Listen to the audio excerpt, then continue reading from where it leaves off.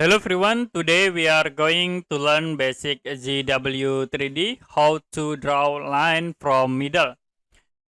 Can click sketch and I will choose top line. Click OK.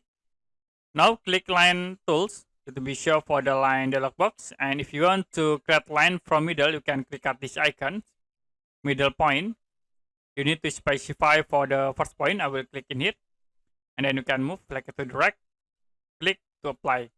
Or the other option, if you want to set for the length, you can click again for the first point. Now you can go to length and I will set in here into 100. Press enter. And then you can move into drawings. I will set into vertical. Click to apply. So I will create again at this point. And then we can set for length into 200. Press enter.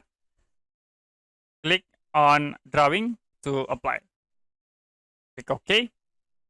And that's it for basic ZW3D, how to draw line from middle. And if you have any question about this tutorial, you can comment below this video.